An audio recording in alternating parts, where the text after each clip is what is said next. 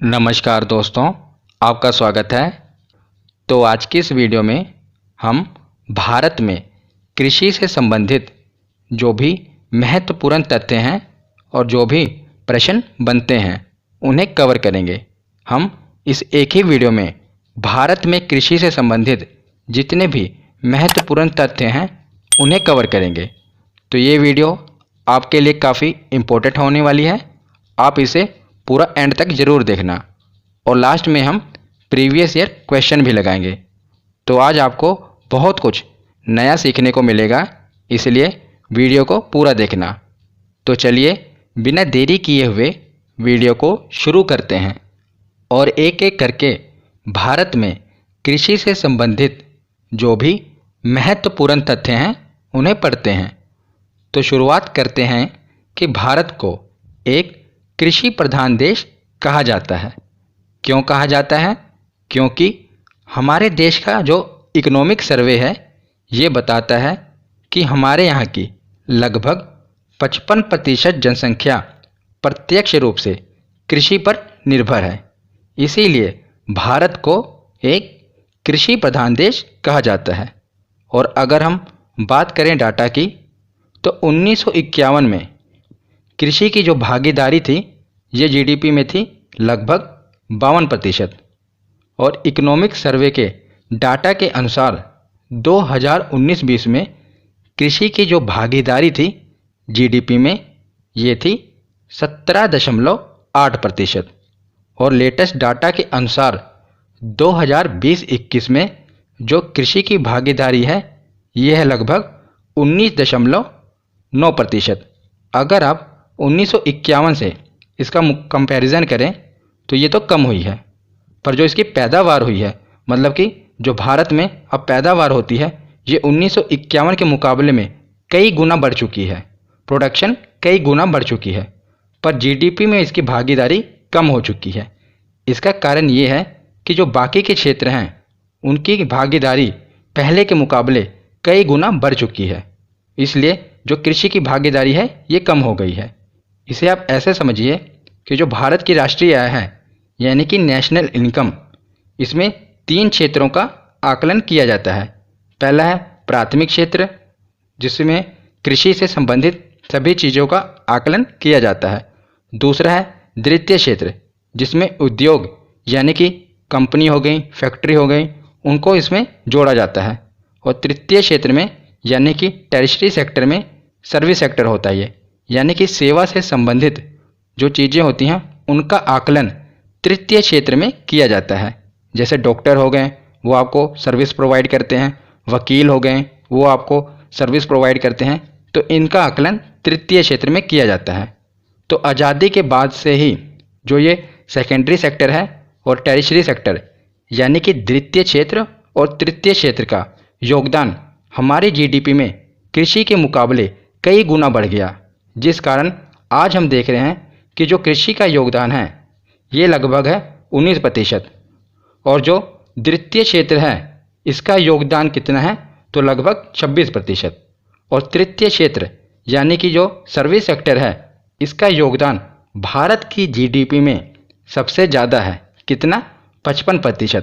अगर ये प्रश्न पूछा जाए कि भारत की जीडीपी में सबसे ज़्यादा योगदान किस क्षेत्र का है, तो ये है तृतीय क्षेत्र का। तो आगे देखते हैं, जो भारत में कृषि है 55% कृषि क्षेत्र भारत में मानसून पर निर्भर है और लगभग 45% क्षेत्र सिंचित है। सिंचित क्या मतलब होता है कि जहाँ पर वर्षा ना होने पर भी पानी की उपलब्धता हो उसे सिंचित कहते हैं। अगर वर्षा ना हो तब भी वहाँ सिंचाई की व्यवस्था हो उसे सिंचित क्षेत्र कहते हैं।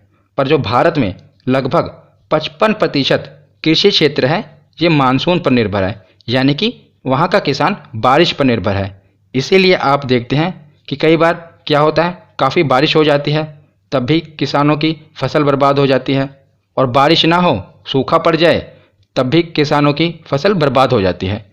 यानी उनको दोहरी मार झेलनी पड़ती है क्योंकि वो मानसून पर निर्भर हैं। इसीलिए भारतीय कृषि को मानसून का जुआ भी कहते हैं, क्योंकि यहाँ का जो किसान है अधिकतर किसान मानसून पर निर्भर हैं, बारिश पर। इसीलिए तो आगे देखते हैं कि भारतीय किसान 60 से 65% खाद्यान्न फसलें उगाता है और 35 से 40% वाणिज्यिक फसलें उगाता है। वाणिज्यिक फसलें यानी कि कमर्शियल क्रॉप, जिनको मार्केट में बेचकर मुनाफा कमाया जाता है। और खाद्यान्न फसलें यानी कि खाने पीने वाली वस्तुएं, जैसे कि गेहूँ, चावल, ये सब खाद्यान्न फसलें हैं।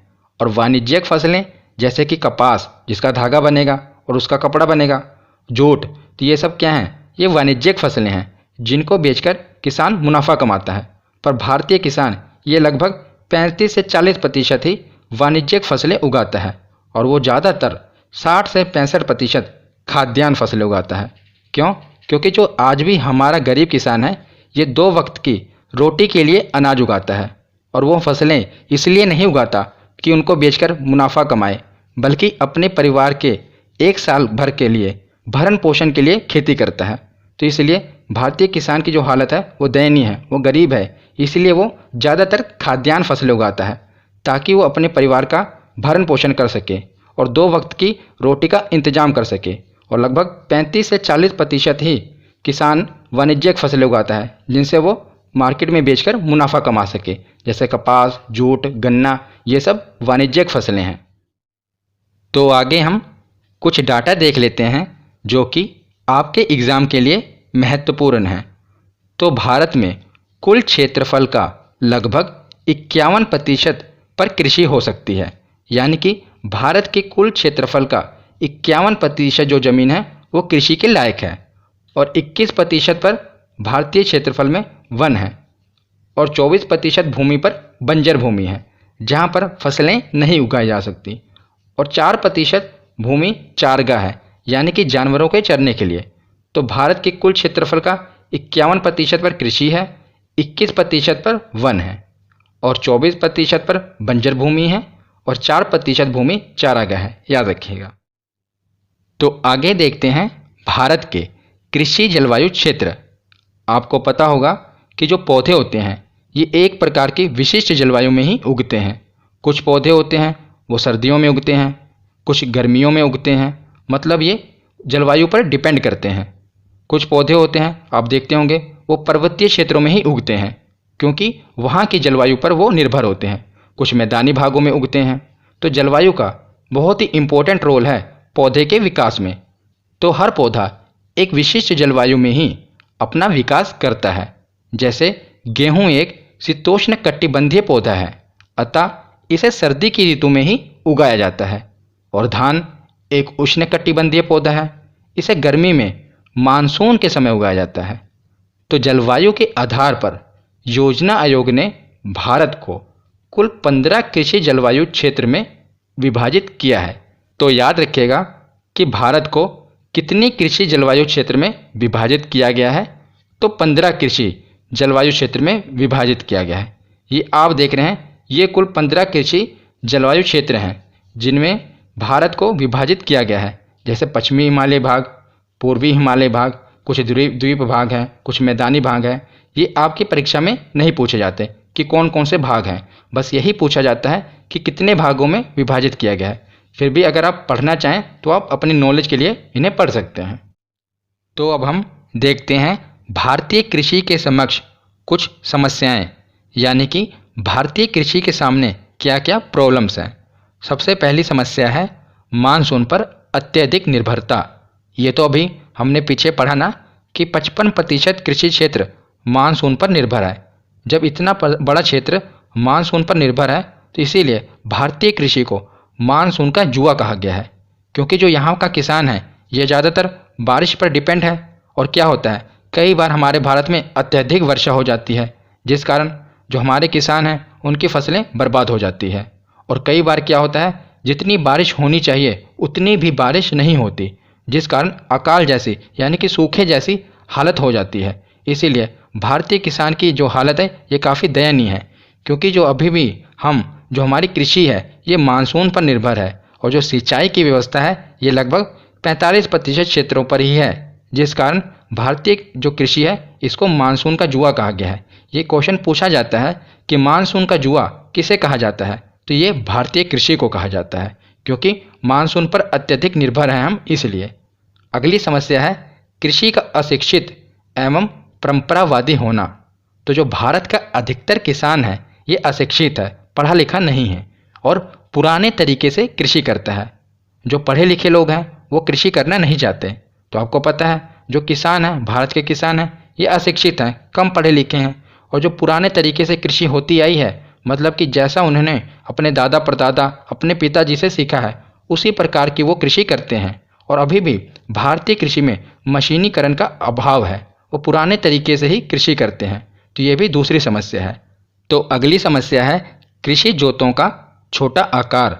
भारत में 2/3 किसानों के पास 1 हेक्टेयर से भी कम जमीन है। तो बताइए कि 66% किसानों के पास 1 हेक्टेयर से भी कम जमीन है, इसलिए वो अत्यधिक उपज नहीं कर पाते और जितना भी अपना अनाज उगाते हैं उतने से वो अपने परिवार का ही पालन पोषण करते हैं और वो उससे मुनाफा नहीं कमा पाते क्योंकि उनके पास ज़मीन काफ़ी छोटी है। 1 हेक्टेयर से भी उनके पास कम ज़मीन है, तो उसमें वो कितनी अनाज उपजाएंगे और इसीलिए वो मशीनीकरण की ओर भी नहीं जा पाते क्योंकि कई किसानों के पास तो इतनी कम ज़मीन है कि वहाँ पर सही तरीके से ट्रैक्टर द्वारा जुताई भी नहीं हो पाती। तो वो मशीनीकरण से दूर जाते हैं और वो अपनी वही पुराने तरीके से कृषि करते आए हैं और इतनी कम ज़मीन होने के कारण वो ज़्यादा मुनाफा भी नहीं कमा पाते। आप देखते होंगे कि आपके दादा परदादा के पास पहले 10-12 बीघा ज़मीन होती होगी और उसके बाद उनके 4-5 बेटे होंगे तो उसमें वो ज़मीनें बढ़ जाएंगी, उसके बाद उनके बेटे होंगे तो फिर उसमें ज़मीनें बढ़ जाएंगी। तो इतनी छोटे छोटे आकार की ज़मीनें हो जाती हैं क्योंकि यहाँ पर सब हम मिलकर तो ज़मीनों पर खेती करते नहीं, अपनी अलग अलग ज़मीनें बांट लेते हैं। तो इतनी कम ज़मीनें हो जाती हैं, उनका आकार इतना छोटा हो जाता है कि उसमें हम इतनी ही उपज कर पाते हैं जिससे वो अपने परिवार का पालन पोषण कर पाएँ और उससे वो ज़्यादा मुनाफा नहीं कमा पाते और मशीनीकरण की ओर भी नहीं बढ़ पाते। तो ये भी एक समस्या है। तो अगली समस्या है बीज की निम्न गुणवत्ता, यानी कि जो भारतीय किसान हैं ये काफ़ी लो क्वालिटी के बीज प्रयोग करते हैं जिसके कारण जो पैदावार है वो काफ़ी कम होती है। तो भारत में कृषि पर रिसर्च करने के लिए बहुत कम राशि खर्च की जाती है। तो जो भारतीय सरकार है ये कृषि पर रिसर्च करने के लिए बहुत कम राशि खर्च करती है जिसके कारण क्या होता है, यहाँ का जो किसान है ये निम्न गुणवत्ता के बीज प्रयोग करते हैं और जिसके कारण पैदावार भी बहुत कम होती है। तो ये भी एक समस्या है। अगली समस्या है भंडारण की पर्याप्त सुविधा। तो भंडारण की पर्याप्त सुविधा ना होने के कारण भारत में बहुत सा अनाज सड़ जाता है। तो ये भी बहुत ही गंभीर समस्या है क्योंकि भारतीय किसान अनाज तो पैदा करता है पर भंडारण यानी कि स्टोर की प्रॉपर सुविधा ना होने के कारण, पर्याप्त सुविधा ना होने के कारण बहुत सा अनाज ऐसे ही सड़ जाता है। तो ये कुछ भारतीय कृषि के समक्ष हमने समस्याएं पढ़ी। अब हम आगे कुछ और महत्वपूर्ण तथ्य देखते हैं। तो आगे देखते हैं ऋतुओं के आधार पर फसलों का वर्गीकरण। ये काफ़ी इम्पोर्टेंट है और इस स्लाइड से आपकी परीक्षा में प्रश्न देखने को जरूर मिलेंगे क्योंकि हर बार इससे प्रश्न रिपीट होते हैं। तो ऋतुओं के आधार पर 3 प्रकार की फसलों का वर्गीकरण किया गया है। पहली है रबी की फसल, दूसरी है खरीफ फसल और तीसरी है जायद फसल। तो सबसे पहले देखते हैं रबी की फसल। इसमें पूछा क्या जाता है, तो इसमें ये पूछा जाता है कि बताइए कि रबी की फसल की बुआई कब होती है, कटाई कब होती है, या तो कुछ उदाहरण दे दिए जाते हैं और पूछा जाता है कि बताइए ये रबी की फसल है या खरीफ की फसल है। तो आपको ये बताना होता है। तो इसे अभी मैं आपको ट्रिक से बताऊंगा, पहले हम देख लेते हैं। तो देखिए जो रबी की फसल है इसकी बुआई होती है अक्टूबर और नवंबर में और जो कटाई होती है यानी कि फसल पककर जब तैयार हो जाती है तो इसकी कटाई होती है मार्च और अप्रैल में। मतलब कि लगभग 5 महीने बाद, हर फसल को 5 महीने बाद लगभग काट लिया जाता है। तो देखिए अक्टूबर के 5 महीने बाद मार्च आ जाता है ना, तो अक्टूबर में इसकी बुआई होती है और इसकी कटाई हो जाती है मार्च अप्रैल में। तो जो रबी फसल है ये शीत ऋतु की फसल है। आप देख रहे हैं अक्टूबर नवंबर में इसकी बुआई होती है, मतलब कि सर्दी के मौसम में। तो ये एक शीत ऋतु की फसल है। इसके कुछ उदाहरण देखिए, गेहूँ, जौ, सरसों, चना, मटर, आलू, ये तो सब रबी की फसलें हैं। अगर आप किसान परिवार से संबंध रखते हैं तो आपको पता होगा। देखिए इसको आप सबसे जो इम्पोर्टेंट है ये है गेहूँ। तो गेहूँ आप ऐसे भी याद रख सकते हैं, आपको पता ही होगा कि जो गेहूँ की कटाई होती है ये मार्च और अप्रैल में ही होती है ना। मार्च अप्रैल में गेहूँ की कटाई होती है।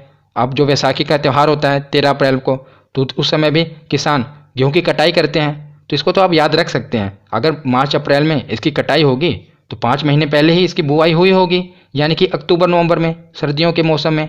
तो ये आप याद रख लेना कि सर्दियों के मौसम में इसकी बुआई होती है और इसकी जो कटाई होती है ये मार्च अप्रैल में होती है। तो इसे याद रखने के ट्रिक क्या है कि कौन सी रबी की फसल है, कौन सी खरीफ फसल है, कौन सी जायद फसल है, यानी कि ये किस महीने में बुआई होती है और किस महीने में कटाई होती है।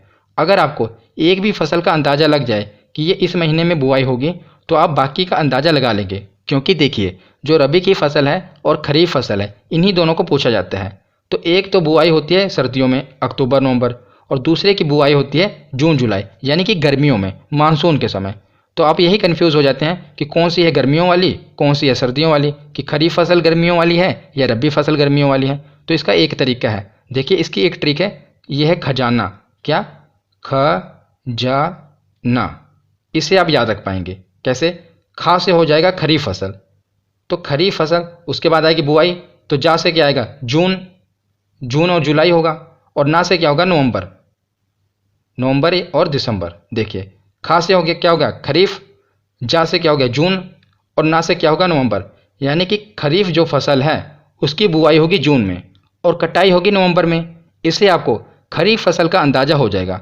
जब आपको खरीफ फसल पता लग जाएगी तो रबी की फसल तो आप ऐसे भी पता लगा लेंगे। अगर खरीफ फसल की बुआई होगी जून जुलाई में तो दूसरे की तो सर्दी में ही होगी, तो अक्टूबर नवंबर में होगी। इसी में तो आप कंफ्यूज होते हैं ना कि ये जून जुलाई में होगी या अक्टूबर नवंबर में होगी। तो खजाना से आप पता लगा पाएंगे कि जो खरीफ फसल है इसकी बुआई होगी जा यानी कि जून, और ना यानी कि नवंबर में कटाई होगी। तो जो बची ये है रबी की फसल, तो इसकी बुआई होगी अक्टूबर नवंबर में और कटाई होगी मार्च अप्रैल में। तो आशा करता हूँ इस ट्रिक से आपको फ़ायदा होगा और आप पता लगा पाएंगे। ये बहुत ही अच्छी ट्रिक है जिससे आप एग्ज़ाम में ये पता लगा पाएंगे कि खरीफ की फसल की बुआई कब होती है। इसको आप पता लगा लेंगे तो रबी की फसल की बुआई भी आप आसानी से पता लगा पाएंगे। जो खरीफ की फसल है ये मुख्य रूप से मानसून ऋतु की फसल है। क्यों? क्योंकि जून और जुलाई में मानसून आता है ना, इसीलिए हम इसे मानसून ऋतु की फसल कहते हैं। और रबी की फसल ये सर्दी वाली फसल थी तो इसे हम शीत ऋतु की फसल कहते हैं। तो खरीफ फसल के कुछ उदाहरण देख लेते हैं। देखिए दो प्रमुख उदाहरण हैं रबी और खरीफ के, ये याद रखना। तो गेहूं और धान ये काफ़ी बार एग्जाम में पूछा जाता है, तो इसे आप याद रखिएगा। तो मैंने आपको बताया ना कि आपको ये तो पता ही होगा कि जो गेहूं की फसल की कटाई है ये मार्च और अप्रैल के महीने में होती है। तो मार्च और अप्रैल से ही आप याद रख पाएंगे कि मार्च और अप्रैल में तो रबी की ही फसल की कटाई होती है, क्योंकि खजाना से हमने पढ़ा ना कि खजाना यानी कि खरीफ फसल की जो कटाई होती है वो नवंबर दिसंबर में होती है। तो जो गेहूं की है ये तो मार्च अप्रैल में होती है। तो बच्चा जो धान है वो नवंबर दिसंबर में ही कटेगा, तो ये खरीफ फसल है। इसे आप थोड़ा याद रखना कि जो गेहूं है ये रबी की फसल है और धान खरीफ फसल है। तो खरीफ फसलों के और भी कुछ उदाहरण देख लेते हैं, जैसे कि धान, बाजरा, कपास, जूट, गन्ना, मक्का, उड़द। ये सब कुछ प्रमुख उदाहरण हैं खरीफ फसलों के। और जो रबी के हमने पढ़ ही लिए थे कि गेहूं, जौ, सरसों, चना, मटर, आलू, ये रबी की फसल के उदाहरण हैं। तो रबी की फसल और खरीफ फसल के बाद देखते हैं जायद फसल। तो जो जायद फसल की बुआई होती है ये मार्च महीने में होती है और कटाई जून में होती है, यानी गर्मी में ही इसकी बुआई और कटाई हो जाती है। तो जायद फसल रबी तथा खरीफ फसल के बीच के सूखे मौसम में उगाई जाती है। तो जो रबी की फसल और खरीफ की फसल के बीच का जो समय होता है, सूखा का मौसम होता है, यानी कि जो गर्मी का महीना होता है उसमें ये फसल उगाई जाती है, क्योंकि ये हमारे शरीर में पानी की आपूर्ति करते हैं। जैसे कि तरबूज हो गया, खरबूजा हो गया, इनमें पानी की मात्रा अधिक होती है ना, ककड़ी हो गया, खीरा हो गया, तो ये सूखे के मौसम में उगाई जाती हैं। तो तीनों फसलों के उदाहरण आप याद रखना, और ये भी याद रखना कि कब बुआई होती है कब कटाई होती है। तो वो एक ही ट्रिक से आप रिलेट कर लेना, रबी की फसल, खरीफ की फसल और जायद फसल। तो ऋतुओं के आधार पर फसलों का वर्गीकरण हमने देख लिया। अब हम देखते हैं कृषि के कुछ महत्वपूर्ण प्रकार जो कि महत्वपूर्ण हैं। तो सबसे पहला है फसल चक्र, जिसे इंग्लिश में कहते हैं क्रॉप रोटेशन। तो पहले इसकी डेफिनेशन देख लेते हैं क्या होती है, कि भूमि के किसी भाग से योजनाबद्ध रूप से बदल बदल कर फसल प्राप्त करना फसल चक्र कहलाता है। इससे क्या होता है, मिट्टी की उर्वरता बढ़ती है।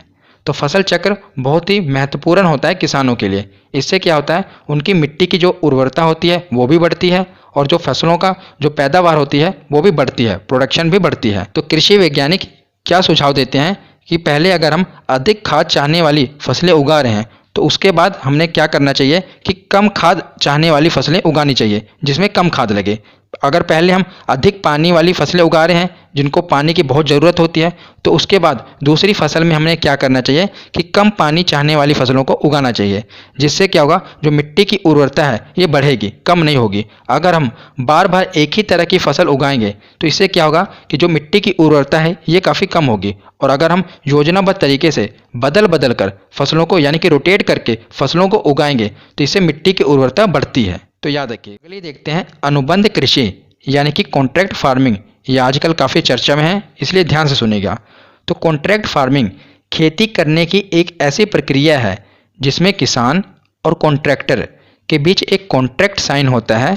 और कॉन्ट्रैक्ट फार्मिंग में कॉन्ट्रैक्टर किसान की ज़मीन का उपयोग फसल की पूर्व निर्धारित कीमत पर अपने अनुसार खेती करने के लिए करता है।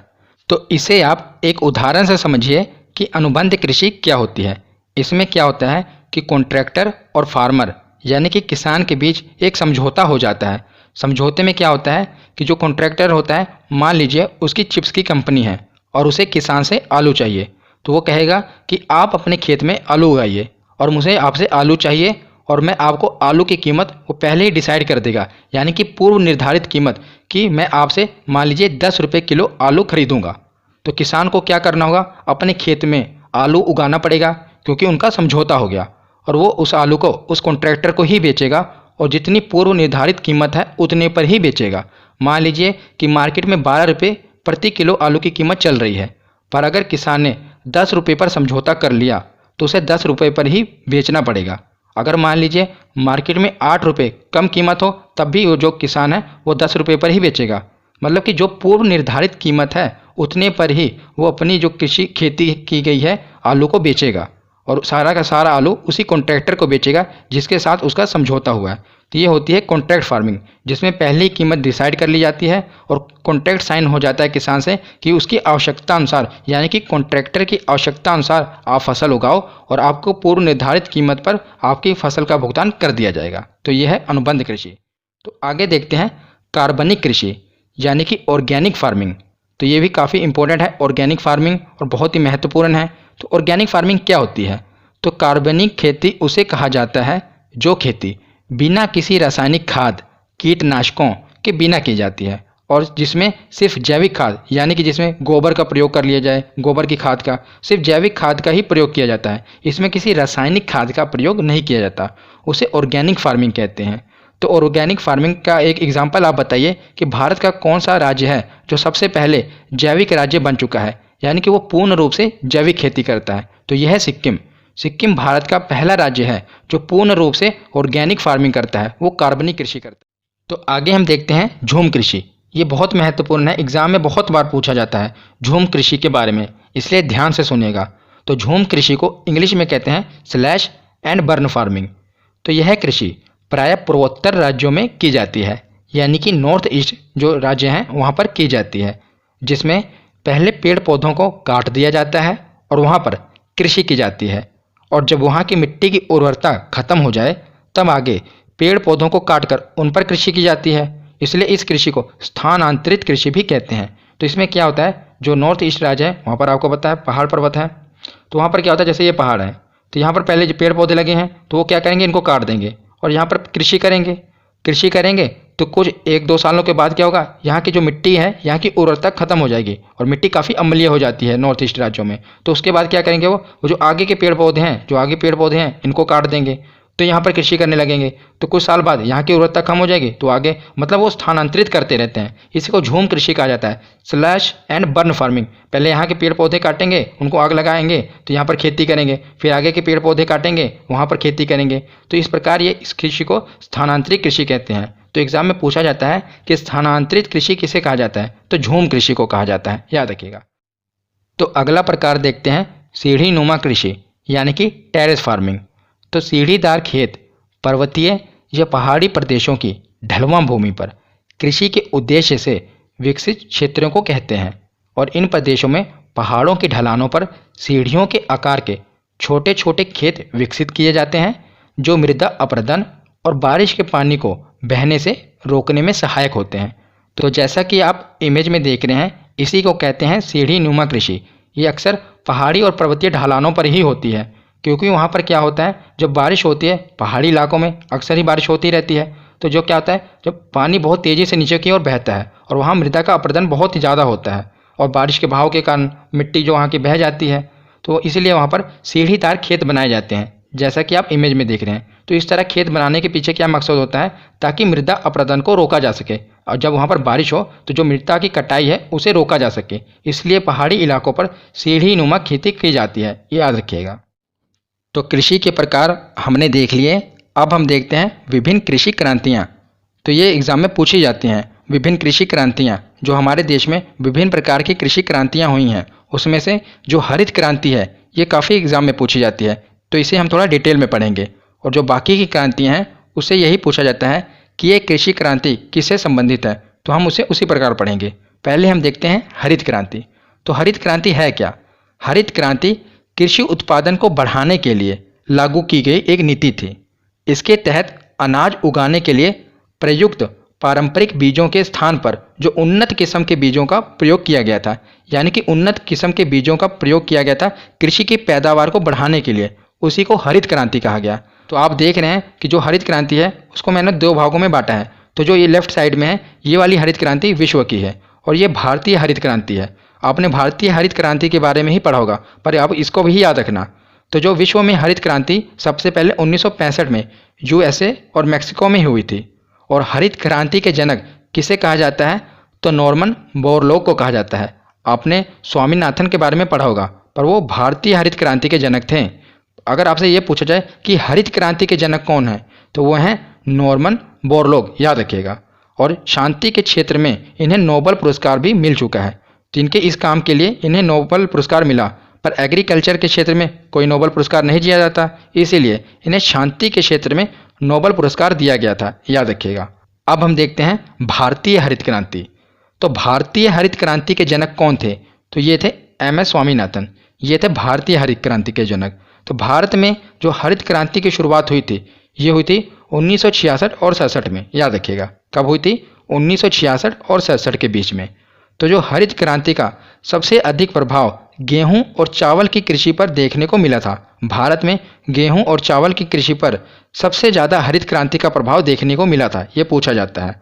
और उसमें दोनों में भी सबसे ज़्यादा गेहूं पर देखने को मिला था। तो हरित क्रांति के बाद चावल का जो उत्पादन था ये 3 गुना बढ़ गया था, क्योंकि हमने उन्नत किस्म के बीजों का इस्तेमाल किया था। और जो गेहूं का उत्पादन था ये 5 गुना बढ़ गया था। मैंने आपको बताया ना कि अगर गेहूं और चावल में भी देखा जाए तो जो गेहूं की पैदावार थी ये सबसे ज़्यादा बढ़ी, ये 5 गुना तक बढ़ गई। तो यही थी भारतीय हरित क्रांति, याद रखिएगा। इसमें जो जनक है ये पूछे जाते हैं। अगर हरित क्रांति के जनक पूछे जाएँ तो वो नॉर्मन बोरलॉग होंगे। अगर भारतीय हरित क्रांति के जनक पूछे जाएँ तो ये एम.एस. स्वामीनाथन होंगे, याद रखिएगा। तो हरित क्रांति को हमने डिटेल में पढ़ लिया। अब हम जो बाकी की ये जो क्रांतियाँ हैं इन्हें भी पढ़ लेते हैं। इनसे एग्जाम में यही प्रश्न बनता है कि बताइए भूरी क्रांति किससे संबंधित है, लाल क्रांति किससे संबंधित है। 1 लाइनर क्वेश्चन आते हैं, तो याद रखिएगा। और अभी जो आरआरबी एनटीपीसी के एग्ज़ाम हुए थे उसमें बहुत से क्वेश्चन इससे आए थे कि बताइए गोल क्रांति किससे संबंधित है, रजत क्रांति आपने देखे होंगे, इसीलिए ध्यान से सुनिएगा। और बहुत ही आसान है, एक बार आप वीडियो में देख लीजिए, उसके बाद जब आप नोट्स बना लेंगे और उसकी रिवीजन करेंगे तो आपको याद हो जाएगा। बहुत आसान है, मुश्किल नहीं है। तो जो हरित क्रांति है ये हमने पढ़ लिया, ये खाद्यान्न उत्पादन से संबंधित है। दूसरी है श्वेत क्रांति और ये है दुग्ध उत्पादन से संबंधित, यानी कि दूध उत्पादन से संबंधित। श्वेत क्रांति आने के बाद भारत में दूध का उत्पादन काफ़ी बढ़ गया। तो जिस प्रकार हमने पढ़ा कि हरित क्रांति के जनक कौन थे, तो वो स्वामीनाथन थे। भारत में हरित क्रांति की बात कर रहा हूँ मैं। उसी प्रकार जो श्वेत क्रांति है इसके जनक कौन थे, तो ये थे डॉक्टर वर्गीस कुरियन। ये पूछा जाता है, दोनों जनक आप याद रखिएगा। हरित क्रांति के भारत के जनक थे स्वामीनाथन, उसी प्रकार श्वेत क्रांति के जनक कौन है, डॉक्टर वर्गीस कुरियन, याद रखिएगा। तो अगली क्रांति है पीली क्रांति। तो ये किससे संबंधित है, तिलहन उत्पादन, यानी कि जो तेल वाली फसलें हैं, सरसों का तेल हो गया, ये सब किससे संबंधित है, तिलहन उत्पादन से, यानी कि पीली क्रांति। तो ये तो आप रिलेट कर लेंगे ना, पीली क्रांति, तेल वगैरह पीले होते हैं, सरसों का तेल आपने देखा हो गया, तो ये याद रख लेंगे। उसी प्रकार आगे देखते हैं भूरी क्रांति। तो ये उर्वरक उत्पादन से संबंधित है, यानी कि जो रासायनिक खाद्य हैं उनसे संबंधित है भूरी क्रांति। उसके बाद अगली क्रांति है नीली क्रांति। ये मत्स्य उत्पादन, यानी कि मछलियों के उत्पादन से संबंधित है। तो जो मछलियाँ होती हैं ये समुद्र में होती हैं ना, समुद्र का पानी देखने में नीला लगता है, तो उससे आप रिलेट करना, ये नीली क्रांति है, मत्स्य उत्पादन से संबंधित। अगली है लाल क्रांति, ये टमाटर और मांस उत्पादन से संबंधित है, ये दोनों लाल कलर के ही होते हैं, तो इसे तो आप याद रख पाएंगे। तो अगली क्रांति है गुलाबी क्रांति, ये झींगा मछली उत्पादन से संबंधित है। एग्जाम में पूछा गया था कि गुलाबी क्रांति किससे संबंधित है, तो याद रखिएगा ये झींगा मछली से संबंधित है। अगली क्रांति है बादामी क्रांति, जो बादामी क्रांति है ये मसाला उत्पादन से संबंधित है। उससे नेक्स्ट है सुनहरी क्रांति, तो जो सुनहरी क्रांति है ये फल उत्पादन से संबंधित है। अगली है रजत क्रांति यानी कि सिल्वर क्रांति, तो जो रजत क्रांति है ये एग्जाम में पूछा गया था एनटीपीसी के, याद रखिएगा ये अंडा उत्पादन से संबंधित है। कौन सी? रजत क्रांति। उससे अगली है काली क्रांति, तो काली क्रांति पेट्रोलियम उत्पादन से संबंधित है। तो काली क्रांति के बाद है गोल क्रांति, तो गोल क्रांति आलू उत्पादन से संबंधित है। आलू वैसे भी गोल ही होते हैं, तो ये है आलू उत्पादन यानी कि गोल क्रांति।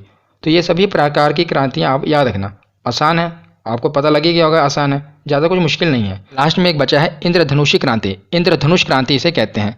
तो जिस प्रकार आप देखते हैं ना इंद्रधनुष में कितने सारे रंग होते हैं, उसी प्रकार अभी हमने जितने सारे रंग पढ़े ना, ये लाल पीले नीले हरे, इन सभी रंगों को यानी इन सभी क्रांतियों को एक साथ लेकर चलने का लक्ष्य है इंद्रधनुषी क्रांति में। याद रखिएगा कि जितनी भी ये क्रांतियाँ हैं हमने ऊपर पढ़ी, हरित क्रांति, श्वेत क्रांति, लाल क्रांति, पीली क्रांति, इन सभी क्रांतियों को एक साथ लेकर चलने का लक्ष्य किस में रखा गया है? इंद्रधनुष क्रांति में, याद रखिएगा। तो हमने जितनी भी क्रांतियाँ थी वो पढ़ ली। अब हम कुछ भारत की प्रमुख फसलें हैं ये देख लेते हैं, उनके बाद हम प्रीवियस ईयर क्वेश्चन लगाएंगे। तो सबसे पहले देखते हैं चावल, क्योंकि जो चावल है ये भारत की मुख्य खाद्य फसल है और भारत विश्व का 21.7% चावल उत्पादन करता है।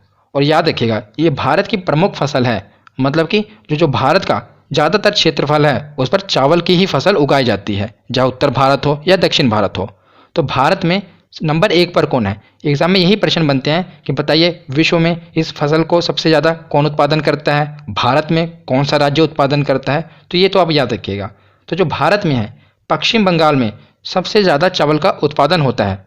आपने सुना भी होगा कि जो पश्चिम बंगाल में जो बंगाल के लोग हैं वो मछली चावल खाते हैं, तो वहाँ पर सबसे ज़्यादा पश्चिम बंगाल में ही चावल का उत्पादन होता है। और विश्व में बात करें कि दुनिया में, तो सबसे ज़्यादा दुनिया में चीन उत्पादन करता है चावल का, चाइना में होता है सबसे ज़्यादा चावल, नंबर 1 पे है।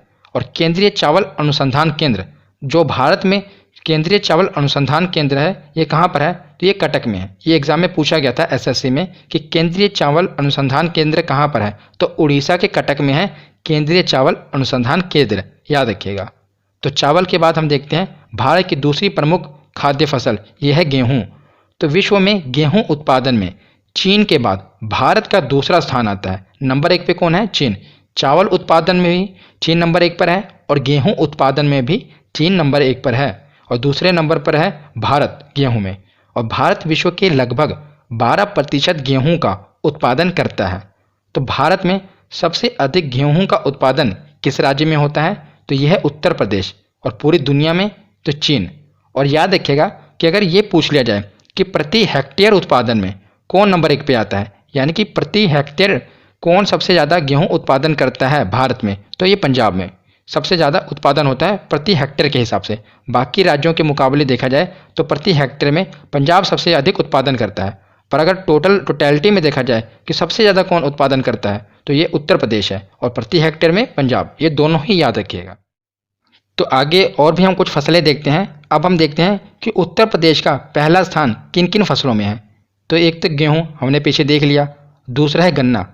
गन्ना जो है सबसे ज़्यादा उत्तर प्रदेश में ही उगाया जाता है, वहीं पर उसका उत्पादन होता है। और तीसरा है आलू और मसूर। तो ये 4 चीज़ों में उत्तर प्रदेश नंबर 1 पे है। ये प्रमुख फसलें मैं कुछ बता रहा हूँ जिसमें नंबर 1 पर है उत्तर प्रदेश, गेहूँ, गन्ना, आलू और मसूर, याद रखिएगा। गेहूँ तो हमने पढ़ ही लिया, गन्ना आपको याद रहेगा ही, और आलू और मसूर और याद रख लीजिएगा।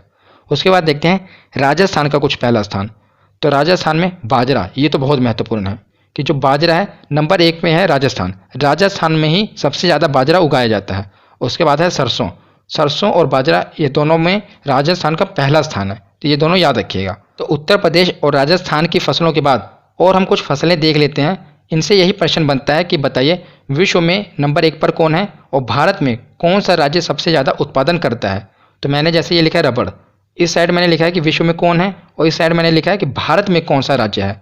तो पहला है रबड़। तो रबड़ का सबसे ज़्यादा उत्पादन विश्व में करता है थाईलैंड। याद रखिएगा कौन, थाईलैंड। और अगर बात करें भारत की तो केरल, केरल में सबसे ज़्यादा रबड़ का उत्पादन होता है, याद रखिएगा। अगली प्रमुख फसल देखते हैं गन्ना। तो हमने भारत में तो देख ही लिया, हमने पढ़ा ना कि उत्तर प्रदेश में सबसे ज़्यादा गन्ने का उत्पादन होता है। अगर बात करें पूरे विश्व की तो ब्राज़ील, ब्राज़ील में पूरे विश्व में सबसे ज़्यादा गन्ना ब्राज़ील में ही होता है, याद रखिएगा। भारत में उत्तर प्रदेश। अगली फसल देखते हैं, ये बागवानी फसल है चाय। तो सबसे ज़्यादा चाय कौन उगाता है, चीन। और भारत में असम, भारत के असम में सबसे ज़्यादा चाय उगाई जाती है, ये याद रखिएगा। तो चाय के बाद देखते हैं सोयाबीन। सोयाबीन में प्रोटीन का बहुत ही प्रमुख स्रोत है सोयाबीन। तो सबसे ज़्यादा सोयाबीन अमेरिका में उगाया जाता है। कहाँ पर, अमेरिका में। और बात करें भारत की तो भारत के मध्य प्रदेश में सबसे ज़्यादा सोयाबीन उगाया जाता है। आगे देखते हैं कॉफ़ी। तो कॉफ़ी पूरे विश्व में बात करें तो ब्राज़ील में सबसे ज़्यादा कॉफ़ी होती है, और भारत में तो कर्नाटक में, का से दोनों रहे ना, कॉफ़ी का से कर्नाटक। तो कॉफ़ी सबसे ज़्यादा भारत में होती है कर्नाटक में, और पूरी दुनिया में तो ब्राज़ील में। तो कॉफ़ी के बाद देखते हैं दाल। तो दाल जो है पूरे विश्व में भारत सबसे ज़्यादा दालों का उत्पादन करता है, और भारत में भी किस राज्य में, तो मध्य प्रदेश में भारत सबसे ज़्यादा दालों का उत्पादन करता है।